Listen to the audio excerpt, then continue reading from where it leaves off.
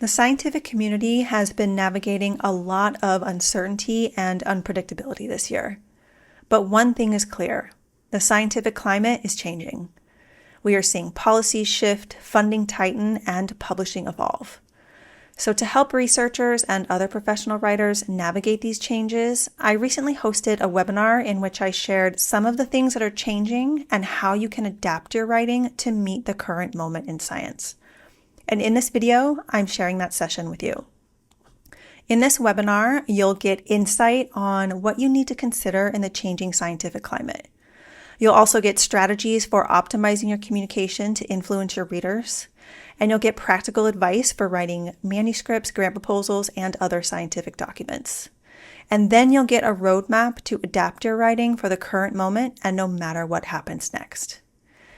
And if we haven't met, hello, my name is Crystal Heron. I'm a trained biomedical scientist turned clinical researcher and now scientific and medical editor.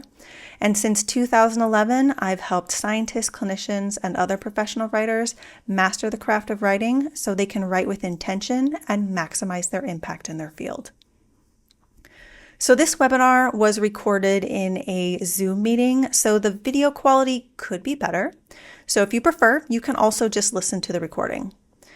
We're going to skip over the opening to get right to the good stuff. Let's dive in.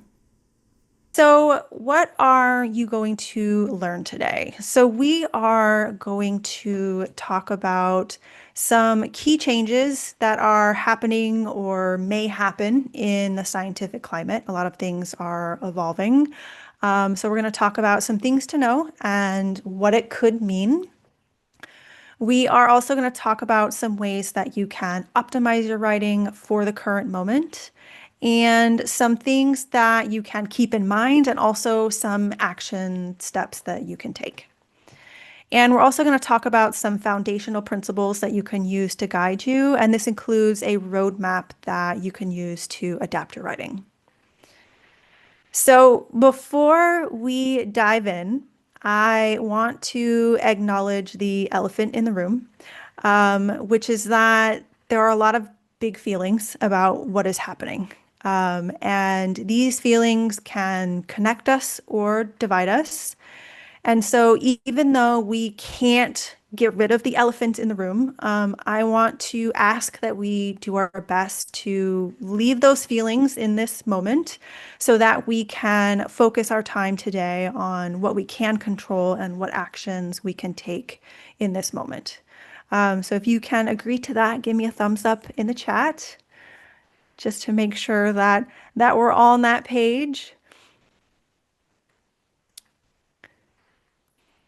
Still waiting for them to come in. I'm going to assume we're all on that page. There we go. There are some thumbs up. Fantastic. Thank you. Thank you. Okay, so let's start by getting to the hard truth that the scientific climate is changing. There's a lot of unpredictability, a lot of uncertainty. We're seeing changes weekly, even daily. And so I'm going to talk about some things that we can consider in the three biggest areas of the changes that are happening. And so the first of these is funding. So funding is changing in many ways. And one way that it's changing is that there are some anticipated, even expected budget cuts. We don't know how much at this point. There's a 40% cut flying around that is possible. It's also possible that the indirect costs may be capped at a certain amount. There's certainly already been a step to try to accomplish that. And so all these things are affecting budgets, not just at the federal level, but also within organizations. So in anticipation or because of terminated grants, things are also changing there as well. So there is also now a limit on the number of NIH submissions. So starting September 25th, investigators can only submit 6 grants per year during the fiscal year, so September to September. This includes new submissions, resubmissions, or revised applications. There are some exceptions. T activity codes and R13 conference grant applications are a couple of exceptions. But For these submissions, they include both individual and multi-PI grants. Now, this likely won't affect most people. There aren't a lot of investigators who submit that many grants. But this is still something that should be considered and planned for, especially for researchers who have big programs with multiple things going on, and so they are applying for multiple grants per year, or perhaps early career researchers sometimes will submit a lot of grants trying to get things started. So this is definitely something to plan for. Another thing that's happening is a move toward centralized peer review for the grants that are not already under this type of process. And so what this means is that you may not be writing for experts in your field. And the other thing I want to recognize too, I know that of the people who are here today, we have investigators, we have trainees, we have professional writers. So I'm going to touch a little bit on the things that anyone in in one of those groups might need to consider. Okay, so you may not be writing for experts in your field. They might be non-specialists. But there's also now another step in the review process where we now have a political appointee review. So a politician or a Doge member are now decision makers on grants.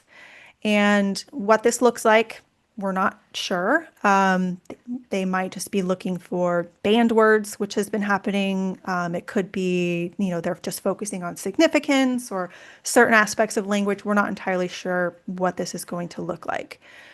But what it does mean is that we need to make our writing more accessible to non-experts or even people with no experience in science whatsoever.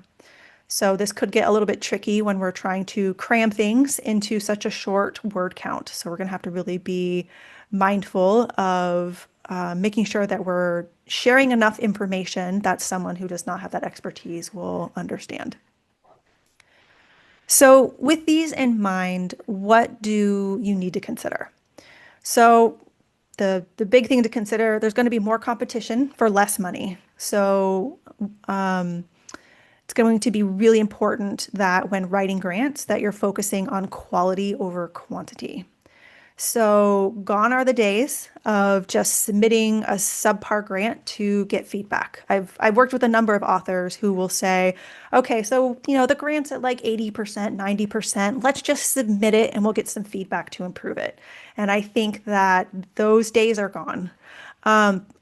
I will admit that I don't think that that's necessarily a bad thing. I think that doing the work up front, taking some of the weight off reviewers and finding ways to get that level of feedback in a different way before you submit can be really valuable. So whether it's, that your organization starts an internal grant review process and includes people maybe not in your field or in your department because you need to reach a broader audience. So developing some strategies around that can be really helpful.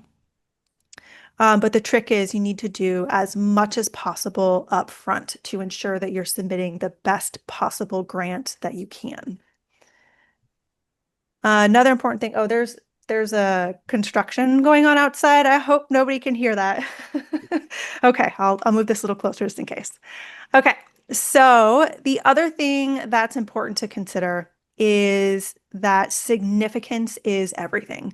And this is important also. So we've adopted the new simplified peer review framework. So things have shifted a little bit in how things are reviewed. But I was reading some comments from someone who's been sitting on study sections and talking about things that are going on. And I quote that they said, significance is the single most important thing. So we really need to I would say we are already putting a lot of emphasis on significance, but I think we need to level it up even more and consider the significance, not necessarily as is relevant to people in our field, but that is more broadly relevant so that some of these decision makers who don't have experience in science, that it will resonate with them as well. Okay, so in addition to significance being everything, readability is essential. So we need to ensure that non-experts can easily understand the project and that you are persuading them to take action and fund the project. So it's not just, oh, they're able to read it, but what are they able to do with that information? You want to inspire them to take action and to fund the project. So, in addition to changes in funding, we are also seeing changes in publishing. So this is the second area that I want to talk about. And so we are seeing new policies that require grantees to post accepted peer-reviewed manuscripts in each agency's public repository as soon as they're published. Um, and so this will take effect at the end of this year. And in case you're not familiar with the policies at different journals, many of them have options. Some are fully open access, some have the option that you can publish as open access, often with a larger fee. And so most journals have at least a 12-month embargo.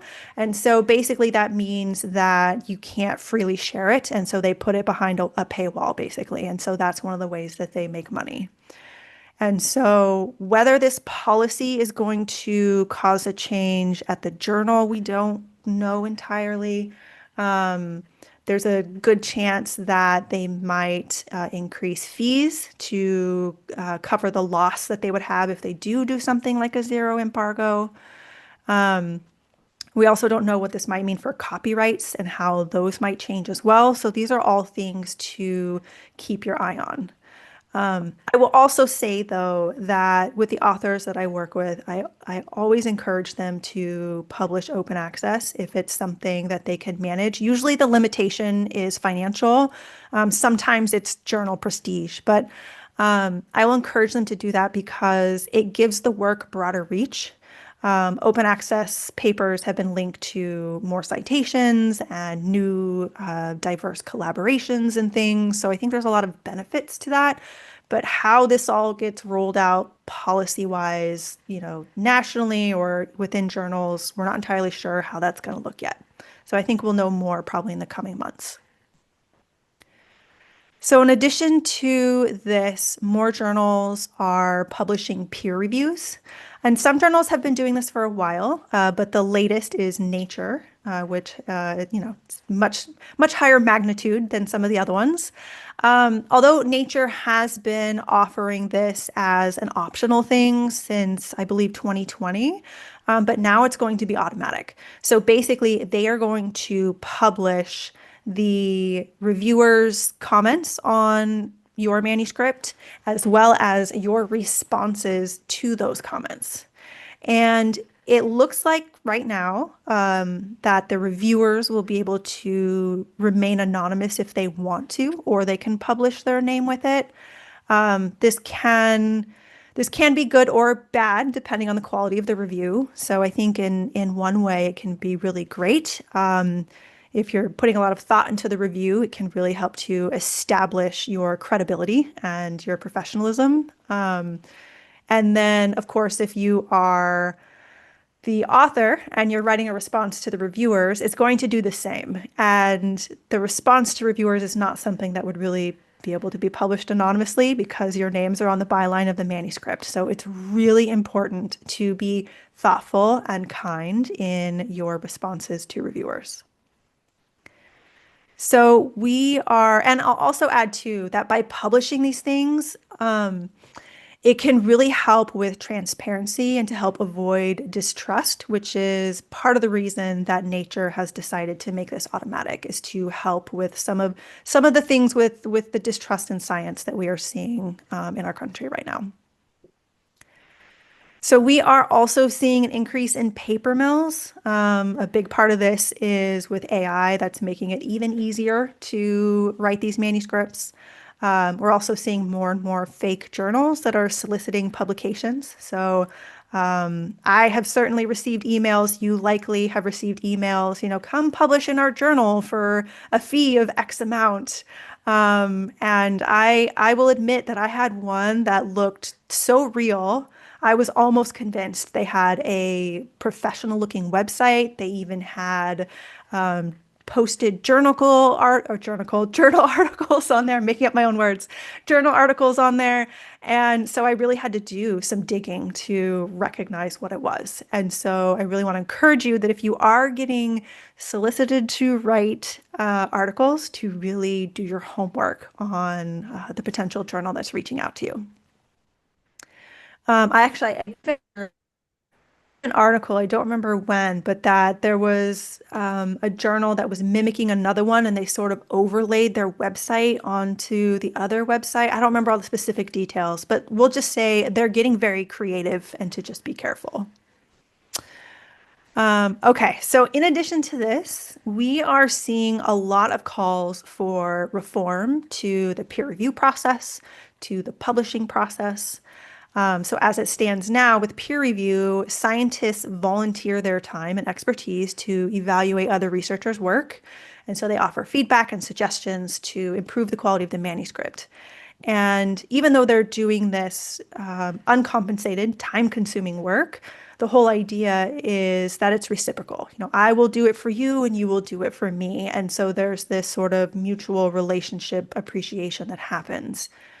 But because of this uncompensated, time-consuming work, editors are increasingly struggling to source researchers who are willing to do this. And so there are talks about incentivizing peer review or trying to use AI as a first screen for reviews. And so this is something, there have been conversations about these things for a couple of years now. So it's just something to keep an eye on. And of course, if you want to get involved and be part of the conversation, definitely do that. I definitely encourage that. So with these in mind, what are some things that you need to consider? One thing to definitely consider is to budget for higher publication fees. I think there's a high likelihood that if there's going to be a zero embargo period, or if you're going to have to publish open access on your own, that it's going to come at a higher cost. So to be sure to budget those into your budgets or write them into your grants. So if you didn't know that already, you can write into the budget for your grants for publication fees. And I'll actually encourage you that while you're at it to budget support from an editor as well. I'm not, whether it's me or someone else, I think it can be really helpful to help you produce the best quality manuscript or grant that you possibly can. And also another thing to just keep your eye on is to know the different copyright options. So copyrights can put limits on how you share your publications, whether you can post them in public repositories. So pay attention to the option that you choose when publishing. Another thing to keep in mind is that you want to give thoughtful reviews and responses. So I talked about this a little bit already, but people will be able to read your comments and your responses, and in some cases know who you are. So be sure to be thoughtful and kind so that it shows your credibility and your professionalism, because the last thing you want is for it to show the opposite of that. And then with paper mills and fake journals, and then we also have growing distrust in science, integrity is imperative. It's not negotiable or optional or flexible. It is absolutely imperative. And so everything that you do, publishing, funding, however you carry out your research, integrity is so important. And then in addition to that, we really need to focus on meaning over metrics. So I mentioned before with grants, quality over quantity, the same thing applies for publications. And so I know that a lot of organizations and even investigators are really focusing on the number of publications versus the quality of the publications.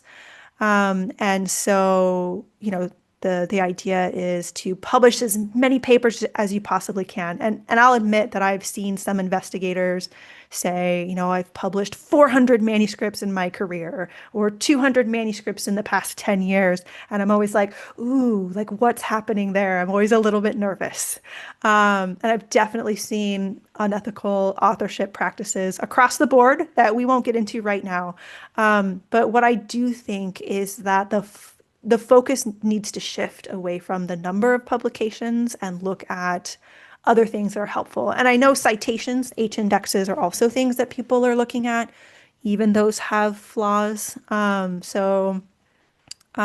just think that overall, without looking at numbers, we really need to think about meaning, about the impact of the work that we're having.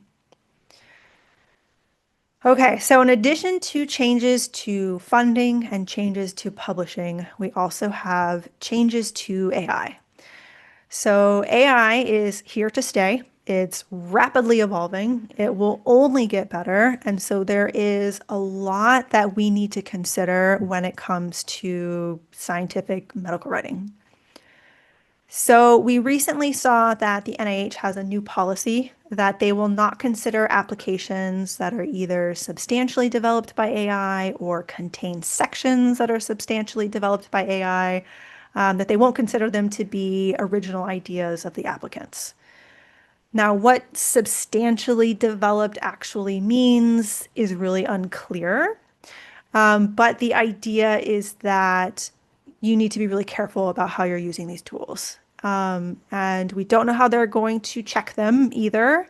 Um, we know that they're likely going to use AI tools, but we also know that different tools have falsely identified human writing as written by AI. So how this all shakes out, I'm not entirely sure. But the whole point is that the work, the writing needs to be original. On the other hand, with journals, we're seeing something a little bit different. So journals are allowing use, but they require disclosure. So depending on how you use it, you need to disclose it in the acknowledgments or the methods, and then in the cover letter. And then, of course, AI does not qualify for authorship, so it should not be listed in the byline. And then, of course, different journals have different policies. So be sure to read the author instructions to ensure that you follow whatever the policy is at that particular journal. So with these in mind, it's also really important to understand that there is a lack of regulations when it comes to AI. There's not a lot of oversight. And you are working on confidential, proprietary, copyrighted information. So you need to be really careful about the tools you're using and how you are using them.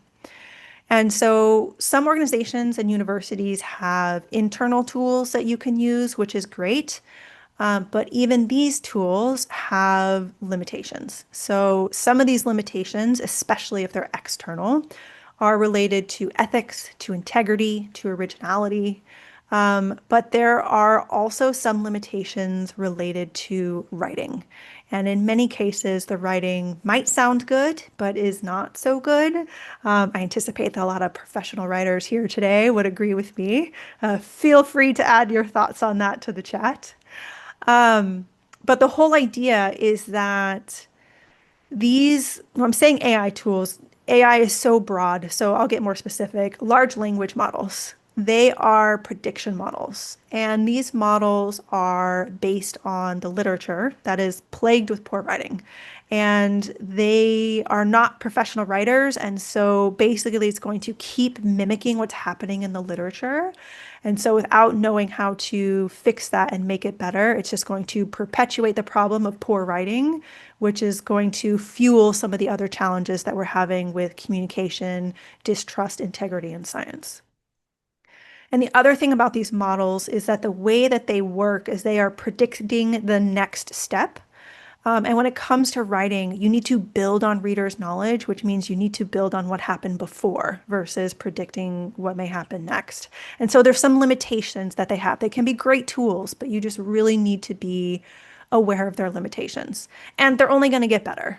We don't know exactly how or how fast that will happen, but it's rapidly evolving. So just stay informed and up to date and experiment with these different tools. So with these in mind, what do you need to consider? So the first is that good writing and good thinking go hand in hand. So oftentimes we think that writing is hard. And well, it is hard. But the thing is that writing is not hard because the writing itself is hard. Writing is hard because the thinking needed to write is hard. And in some ways, we are wanting to offload our thinking to AI because it's hard work. And it's not it can be a thought, I hesitate to use partner, but we'll say partner, collaborator maybe, and might be able to use it for inspiration, but you still really need to do the heavy lifting on the thinking to ensure it's original, that it's clear, that it's compelling. And then if you are using these tools, keep track of how you're using them for each project that you work on. So whether you create a spreadsheet or a note, some tool to track every way that you use AI for a manuscript or a grant. And so when it comes to publishing a paper, you'll know exactly what you need to disclose and where you need to disclose it in the manuscript.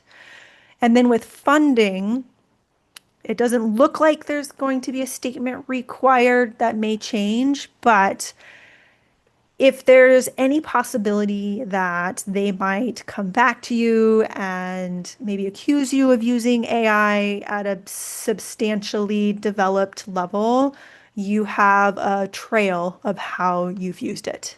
So I definitely recommend tracking it, how you used it. And if you even want to get granular and say the day and how in a description in your little spreadsheet, that can be just something to keep in your back pocket as a sort of peace of mind.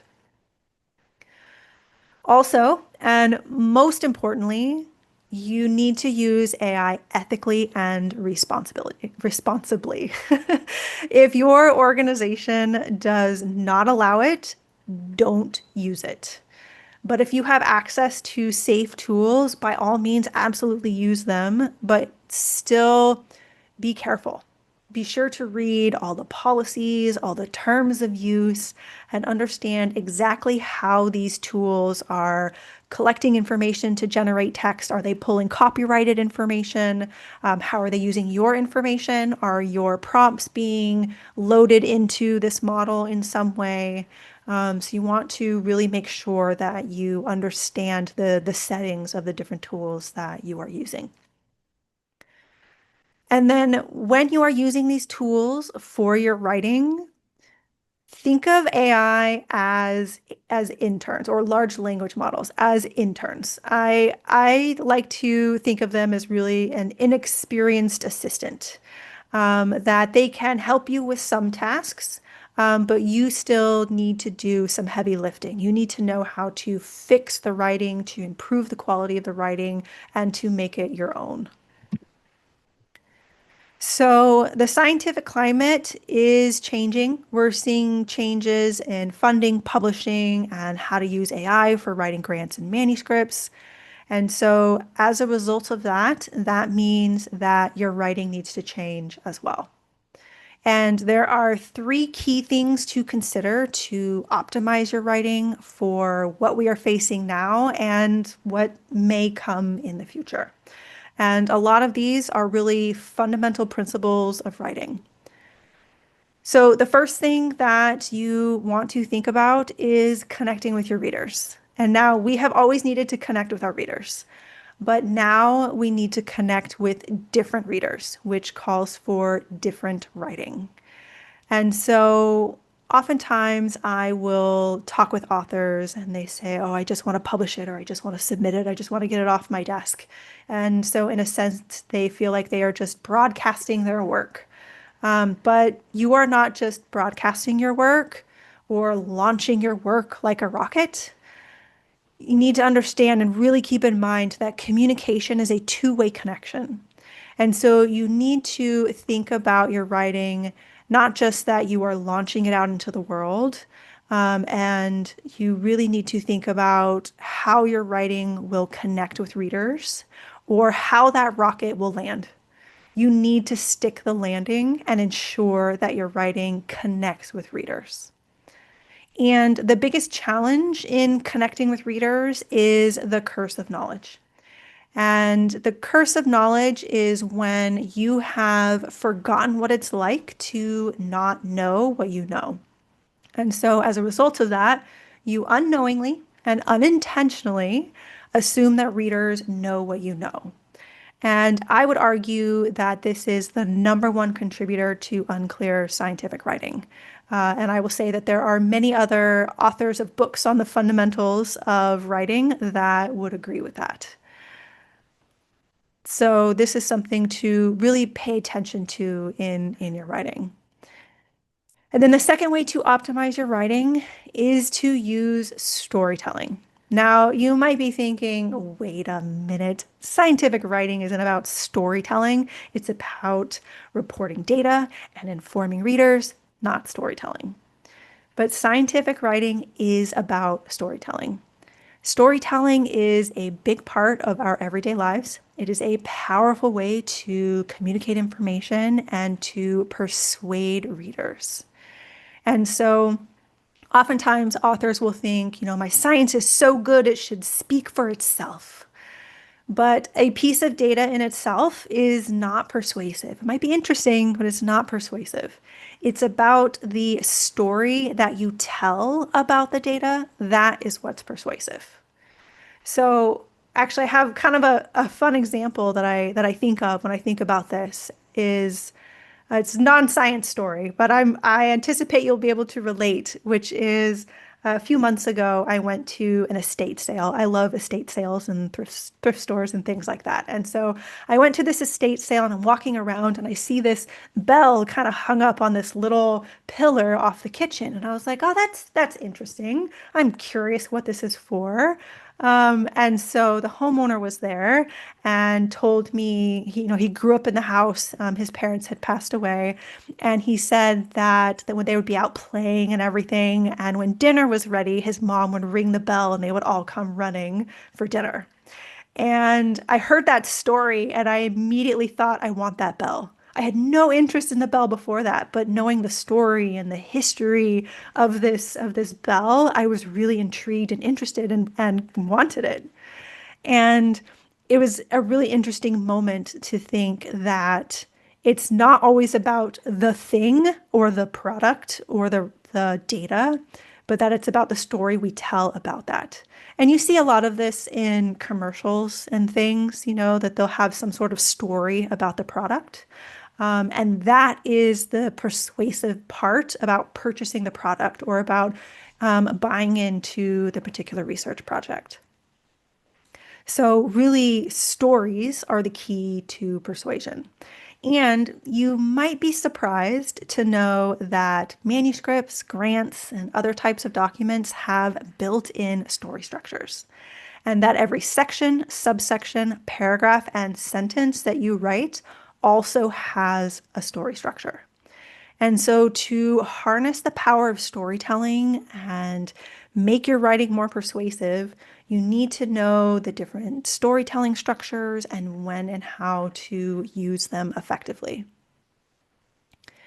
So the third way to optimize your writing is to simplify. And my motto, my philosophy is simplify to amplify.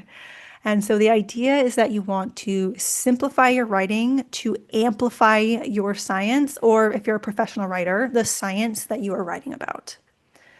So if you force readers to trudge through jargon and unnecessary words and complex phrasing and other features of poor writing, you will bury your science and ideas. But if you write well and use principles of plain language and the fundamentals of writing, you can illuminate and amplify your science and ideas.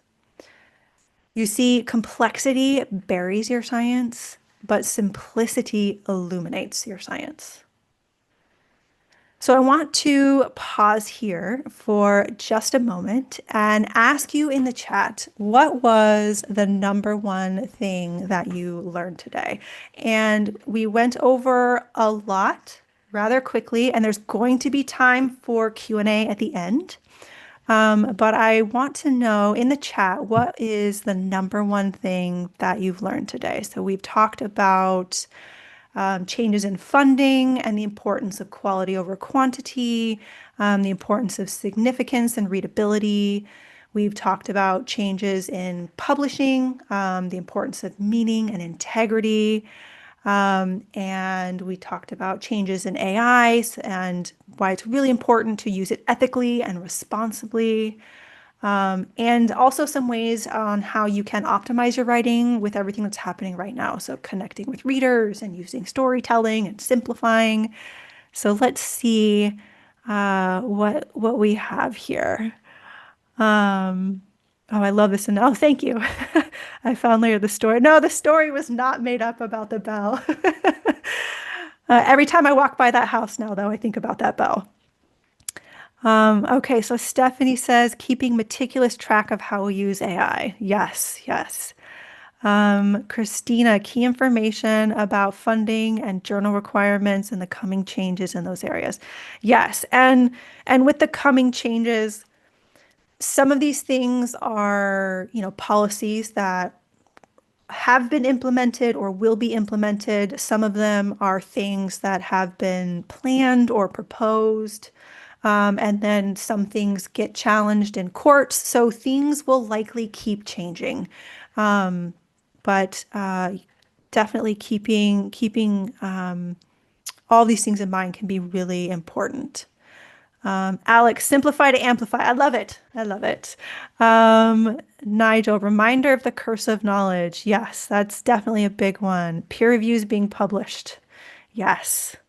Tips to become a better writer. Oh, I'm so glad to hear that. Changes in publishing. Oh, so many good things. Tracking use of AI and thinking of it as a newbie intern. Yes, absolutely. Tracking use, publishing trends, public reviews and responses. Yes, integrity is so important. And then writing is not about reporting data, but telling a story. However, there's a myth that writing is about reporting data. Yes, yes. Fabulous. Thank you so much for sharing. So I have another question for you. May I have your permission to share a little bit about Scientific Writing Simplified in our upcoming accelerator? So this is my step-by-step online course about using stories and simplifying your writing and connecting with readers. But I definitely want to be respectful, and I'm not going to talk about it unless I get some yeses from you in the chat. I'm getting some yeses. Okay, great, great. And I also want to share some great stories about some of our amazing students, some of which are here today, which is really amazing. Okay, so I'm going to go ahead and talk about this. It's only a few minutes, and then we'll have Q&A at the end. So even if you're not interested, just stick around for a couple minutes because I'm sure that we're going to get a lot more great pieces of information at the end.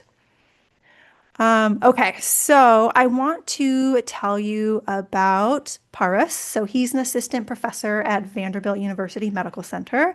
You may see all of his amazing posts on LinkedIn.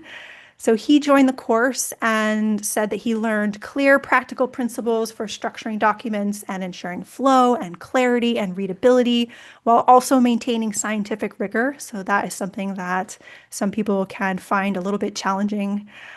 He said that the course offered an in-depth exploration of the art of writing, going beyond surface level tips and truly focusing on mastering the craft, something that is rare in similar programs.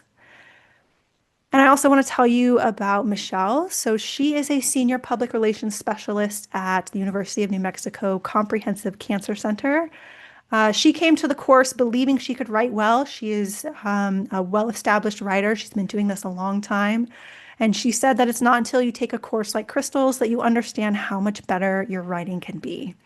She said the course really does simplify important writing concepts and that it helps you learn how to capture and hold your reader's attention. And she said that the concepts are universal and can be applied to any writing. And I often say in the course that everything you learn can be applied to everything you write, down to the emails that you send. And so her comments about simplicity have a lot to do with the name of the course, Scientific Writing Simplified. This course includes my 8-module framework, which is a roadmap that is packed with straightforward strategies and simple frameworks and proven systems that can help you to adapt and refine your writing. And so we've poured a lot into this framework to pack in as much value as possible. And after this program, you'll have a proven strategy that transforms your writing with a systematic approach. You'll have frameworks that help you formulate a compelling story that connects with and persuades readers, no matter what their background is. And you'll have principles that will help you effectively communicate complex concepts for any reader. And you'll also be ready to adapt your writing to tackle whatever comes your way. And so Scientific Writing Simplified is housed in the Redwood Ink Academy. And in the Academy, you'll get access to Scientific Writing Simplified, but also recurring education sessions. So we have monthly writing journal clubs and writing feedback labs where you can get feedback on your writing during these sessions. We also have member-inspired workshops. So these are based on questions that come up in the community. And so some of our most popular workshops in the past have been how to optimize an outline, how to create and use word templates. And then if I'm not the expert or we don't have an in-house expert, I will bring them in. So even if there's a topic that I don't have expertise in, I'll bring someone in to talk about it as well. And actually, if you join by September 16, you can join an upcoming workshop that we have on profiling readers so that you can connect with them. So it's a great way to help you tap into who your reader is, what they know, so that you can build on their knowledge base, and not have the curse of knowledge affect your writing. So that session is on September 16th. And I'll also mention that all of the sessions are recorded and available in the event library. So if you can't make it, the recording is there. And we also have a pretty extensive library already with all the events that we've had since the community started a couple of years ago. In the Academy, you'll also get a community of wonderful, supportive researchers and other professional writers like you, some of which who are here today. So it's wonderful to have you here. In the Academy, we also have ongoing guidance and support from me and a community of your peers. For example, we have weekly challenges to sharpen your skills. This is the most popular space in the community. And you also get a few other things like resource library and templates and other things. And you can find all of those details on the website. And if you join by September 21st, you can join our Fall Accelerator program. And so in this program, we break down the lessons for weekly progress over 10 weeks. You get extra accountability and you get live weekly sessions with me and with a cohort of other people who are going through the course at the same time as you. And some of our students have said that these live sessions are one of their favorite parts of the course. So if you are interested in joining the Accelerator program, it kicks off on September 22nd, on Monday, September 22nd. So you need to sign up by the 21st so that you can get onboarded to the community before our kickoff event. And we've gotten a lot of great feedback about the Accelerator program and about the course. For example, Vinay, who's a freelance medical writer in India, he joined the course a few years into his career, and he said that after taking the course, he now dissects everything he writes by thinking in layers. So from the core message to paragraphs, to sentences, to words. And he said that he really valued the practicality and that you can immediately apply any technique that you learn, and you will immediately see an improvement in your writing. And then Rona also joined the course. She's a former veterinarian, now a freelance medical writer in CME. And she said that she now has a compass and a roadmap to structure her writing process and elevate her writing to the next level. And she said that the course transformed the writing process from an amorphous entity into an accessible framework. So if you'd like to join the Accelerator program, you can go to the website. Pardon me, one second. Pardon me. Okay, so the website, redwoodink.com/SWS, and you'll find out even more information about the course, about what's in each module, the different activities that happen in the community, the upcoming workshops that we have. It's all on the website. Now, if you are wondering about the investment, So to give you a little bit of context, a 2-day intensive workshop with me starts at about 8,000. So this is 2 days of support. They're in person, which can be inconvenient for people. You learn a fraction of the information where you feel really empowered in the beginning, and then over the weeks and months that follow, you start to lose some of that knowledge. And then one thing about workshops, I love going there and meeting people, but then you never see them again. So you lose those connections. And so I wanted to create something better. And so now with this program, it's $799. You get a full year of support, and then you can renew for as long as you wish. Everything is online, so it's convenient and meets you wherever you are. You'll also get a comprehensive system rather than a piecemeal curriculum, and that will help you to build longer term skills that will benefit you for much longer than a weekend or weeks or months. And then you can continue to build and foster connections within the community. And so earlier I told you about Vinay, and I'm bringing him back up because when he shared his testimonial with me, he said he was very adamant that I had to include his location.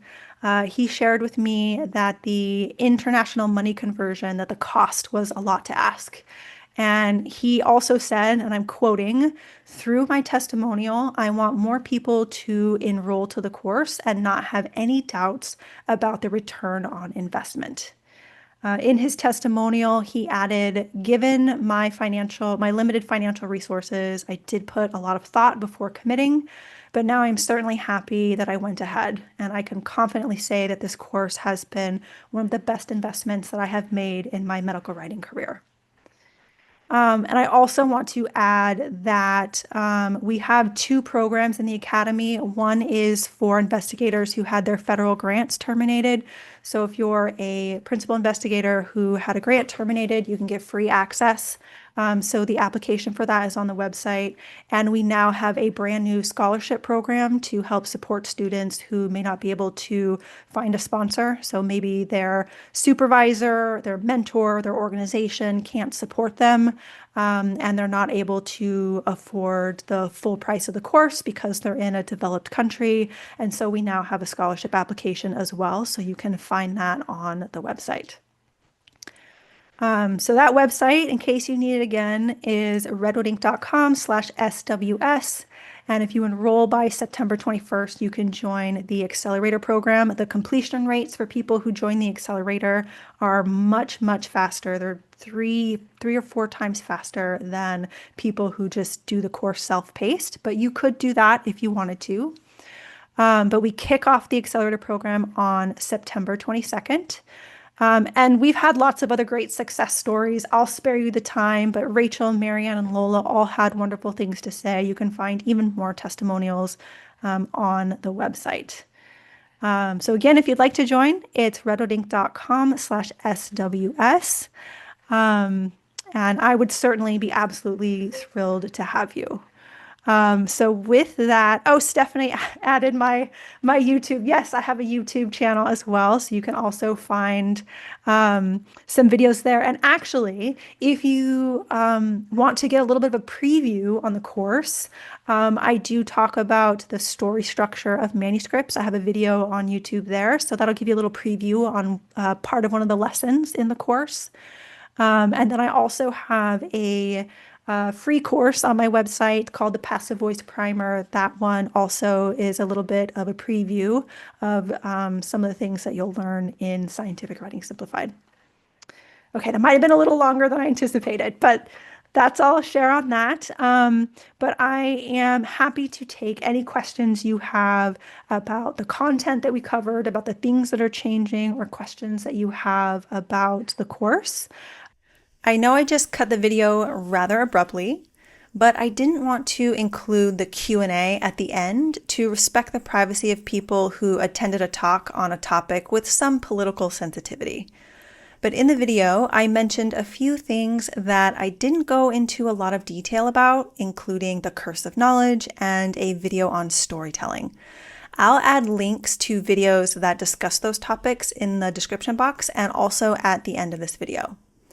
And even though the Fall Accelerator program is closed, you can still enroll in the Scientific Writing Simplified course and complete the course at your own pace and get all the benefits of the Redwood Ink Academy. I'll add a link to the course in the description box in case you'd like to check it out.